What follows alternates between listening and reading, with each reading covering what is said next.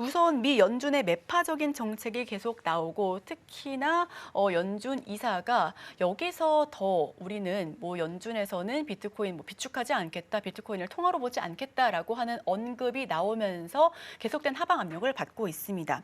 지난 16일 역대 최고가를 터치하면서 12% 넘게 하락하고 있는데 자, 여기서 비트코인은 어떤 흐름 지금 현재 보여주고 있을까요?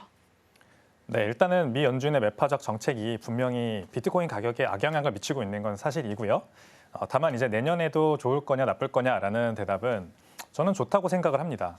왜 그러냐면 일단 주식시장에 대한 기대감과도 맞아떨어지는 부분이 있어요. 연준 의장은 어쨌든 간에 굉장히 원론적인 얘기밖에 할 수 없습니다. 즉 비트코인을 살 수 없다. 연준은 현재 법상 페더럴 리저브 액트라는 게 있는데 그 법안에 나와 있는 명시되어 있는 연준이 보유할 수 있는 여러 가지 자산들에 비트코인 들어가지 않으니까 원론적으로 안 된다고 한 것일 뿐이고요. 오히려 기자의 질문에 그냥 안 된다고 했으면 됐는데 이렇게 법을 바꾸면 가능하다라고 얘기를 해준 것 자체가 굉장히 중립적이면서도 법을 바꾸면 충분히 할 수 있다라고 긍정적으로 해석을 해야 맞다고 저는 보거든요. 근데 너무 언론에서 이거는 안 좋은 쪽으로만 해석을 해서 편파적인 방송을 한 게 아닌가 이렇게 생각을 하고요.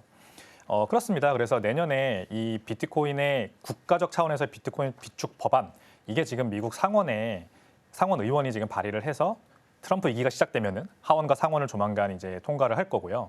그게 2025년 중에 안 될 수 있지만 2026년이 된다 하더라도 이 논의가 진전되면 진전될수록 비트코인 가격에는 계속해서 호재로 작용을 할 겁니다.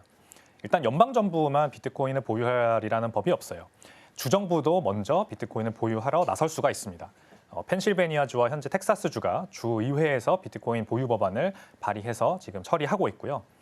트럼프 행정부에서는 이제 암호화폐 차르라고 하죠. 암호화폐 지도자 데이비 섹스라고 하는 분이 임명이 되어서 디지털 자산 관련된 법안들을 계속해서 추진해 나갈 겁니다. 그러므로 이런 소식들이 좋은 소식들이 나올 때마다 비트코인 가격은 계속해서 호재 영향을 받아서 올라가지 않을까, 내년은 좋은 원년이 되지 않을까 이렇게 생각을 하고 있습니다.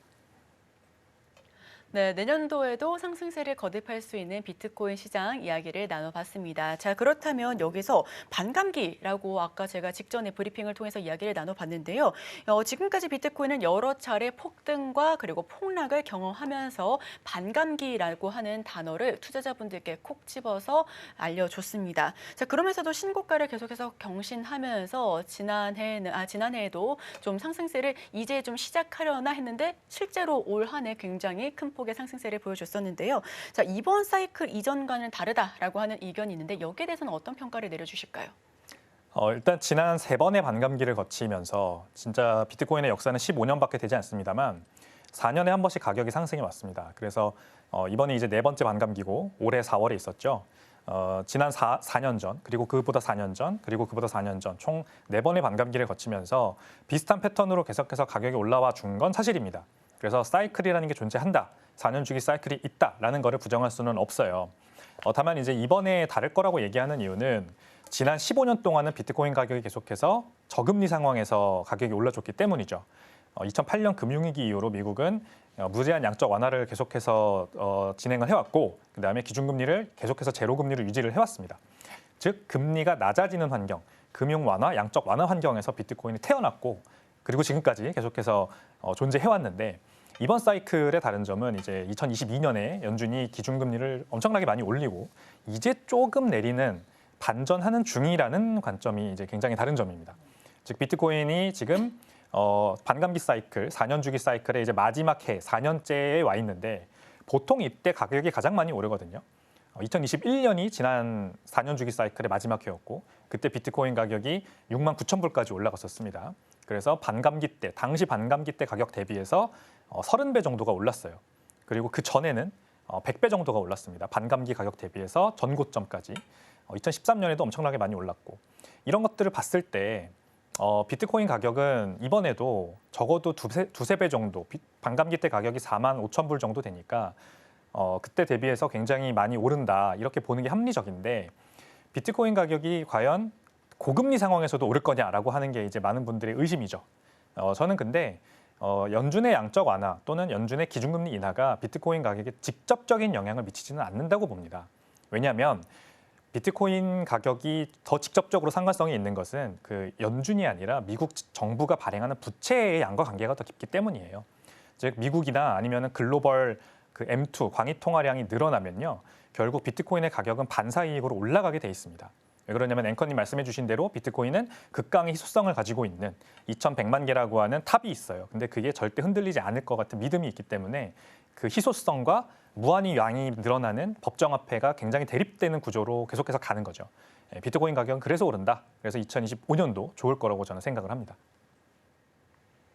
네, 2025년도에도 비트코인 가격은 상승할 것이다라고 하는 전망과 함께 우선 연준이 금리를 올리는 상황이 되더라도 비트코인과는 크게 관련성이 없을 것이다라고 하는 이야기까지 나눠봤습니다. 자, 그렇다면 비트코인이 계속된 상승세를 보여주다가 잠시 주춤했었던 시기가 있었죠. 얼마 전이었는데 바로 양자 컴퓨터의 등장이었습니다. 무엇이든지 뚫을 수 있다. 100회년, 즉 10의 24승.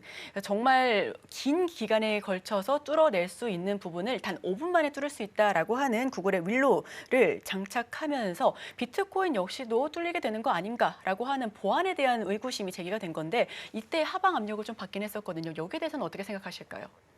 네, 이 양자 컴퓨터도 비트코인의 오래된 하나의 퍼드라고 하죠. 굉장히 비트코인 가격이 오르거나 내릴 때 사람들의 마음을 철렁 내려앉게 하는 안 좋은 뉴스로서 계속해서 등장을 해온 재료입니다. 양자 컴퓨터는요, 기본적으로 비트코인이 가지고 있는 이 암호학이라고 하는 하나의 학문 그리고 이 기술을 뚫어낼 수 있는 가능성이 있기 때문에 비트코인의 악재로 작용을 하는 거거든요. 비트코인이 가지고 있는 쓰고 있는 암호학이라고 하는 거, 암호 기술이라고 하는 것은요, 비트코인이 절대 남들에게 내 그 지갑 주소를 보여주더라도 내 지갑에 들어있는 비트코인이 탈취되지 않게 해주는 아주 중요한 기술입니다. 그리고 이것이 바로 비트코인 지갑 개수가 우주에 있는 원자 개수보다도 많이 존재할 수 있고요. 바다에 있는 물방울 개수보다도 많다. 사막에 있는 모래알 개수보다도 많다. 그러므로 유추할 수는 없다. 지금 현재 존재하는 슈퍼컴퓨터 기술로는 유추해서 뚫어낼 수 없다라고 하는 믿음이 존재하는 겁니다. 근데 이 믿음을 이제 양자 컴퓨터라는 게 나오면은 이 믿음을 완전히 없애버릴 수 있다라고 하는 이제 개념인데요. 양자 컴퓨터는 기본적으로 이 비트라고 하는 개념을 쓰지 않습니다. 컴퓨터는 비트로 이루어져 있죠. 전류를 보내면 1, 전류를 보내지 않으면 0입니다. 0과 1로 이루어진 언어로 돌아가는 게 우리가 쓰고 있는 컴퓨터입니다. 트랜지스터라는 게 이 전류를 보냈다 안 보냈다를 반복해 주죠. 그래서 시간의 구애를 받습니다. 즉 시계 열의 존재에 대해서 우리가 확률 계산을 할 때 반드시 고민을 해야 됩니다. 그러므로 오래 걸리는 거예요. 랜덤 넘버를 맞춘다. 아까 100회년 말씀하셨는데 100회년이 걸리는 문제를 푼다 했을 때 계속해서 랜덤으로 대입해보고 안 될수록 그 문제가 답이 틀릴 가능성이 올라가기 때문에 현재 컴퓨터는 이제 이 문제를 푸는데 100회년이라는 게 걸리는 겁니다. 네. 너무 경우의 수가 많기 때문에. 근데 구글의 윌로우 칩은 이거를 중첩이라는 개념을 사용해서 동시다발적으로 해결을 할 수가 있어요. 그렇기 때문에 이제 5분 안에도 가능한 겁니다. 근데 중요한 건요. 이 양자 컴퓨터라는 게 상용화되려면 아직까지도 너무 많은 시간이 걸릴 거로 생각이 됩니다. 일단은 초전도체 방식이라고 해서 마이너스 200도가 넘는 극한의 환경에서 전류를 보내야 에러를 최소화하면서 컴퓨터가 구동돼요. 근데 지금 현재 우리가 실제 생활에서 마이너스 200도를 구현할 수 있는 상황은 굉장히 어렵죠. 그렇기 때문에 윌로우 칩이 실제 양산되더라도 상용화될 때까지는 엄청나게 많은 시간이 걸릴 것으로 보이고요. 또 동시에 비트코인도 가만히 있지 않습니다. 비트코인 사토시 나카모토가 2010년에 비트코인 포럼에 어떤 글을 썼는데 이 비트코인이 양자 컴퓨터 같은 게 개발되면은 암호 기술에 이제 위협을 받을 수 있으니 우리가 업그레이드를 해야 한다라는 얘기를 이미 했었어요 그때. 그래서 비트코인 커뮤니티는 그때부터 계속해서 자체적인 이 양자 컴퓨터를 방어하기 위한 기술들을 계속해서 개발해오고 있고요. 이런 것들이 지금 단지 우리가 신문지상에서 보지 못하기 때문에 이해하지 못하고 있을 뿐이지 실제로 양자 컴퓨터가 나온다면 이미 방어할 수 있는 그런 기반들이 다 닦여 있다. 이렇게 보시면 될 것 같습니다. 지금 바로 구독을 눌러보세요. 실시간 경제 뉴스, 투자 전문가들의 다양한 시황과 정확한 분석, 또 알찬 투자 정보까지 신뢰할 수 있는 저희 서울경제TV와 함께하세요.